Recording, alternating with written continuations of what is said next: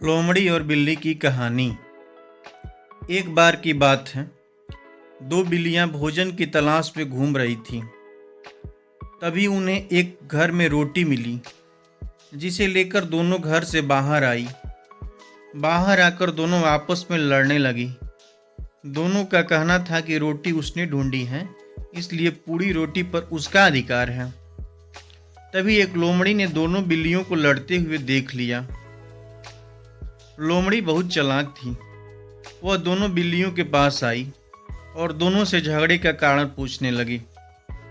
लोमड़ी की बात सुनकर दोनों बिल्लियों ने झगड़े का कारण बतलाया। बिल्लियों की बात सुनकर लोमड़ी ने कहा, बस इतनी सी बात है, तुम रोटी ले आओ, मैं फैसला कर दूंगी कि उस रोटी पर किसका कितना अधिकार है। दोनों बिल्लियां ने रोटी लोमड़ी को दे दी। लोमड़ी ने रोटी के दो टुकड़े कर दिए। दोनों टुकड़े बड़े छोटे थे। लोमड़ी बोली, मैं इसे फिर से बराबर कर दूंगी, और उसने रोटी के बड़े टुकड़े का कुछ हिस्सा खा लिया, जिससे अब बड़ा हिस्सा छोटा हो गया।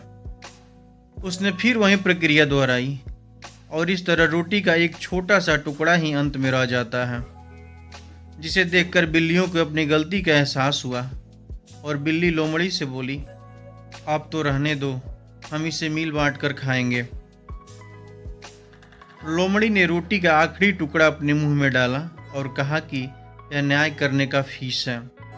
इस तरह लोमड़ी ने पूरी रोटी खा ली और बिल्लियां उसका मुंह देखती रह गई।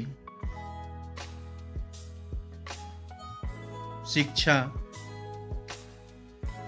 हमें आपस में नहीं लड़ना चाहिए, अन्यथा हमारी आपसी लड़ाई का फायदा कोई दूसरा उठा लेता है। धन्यवाद।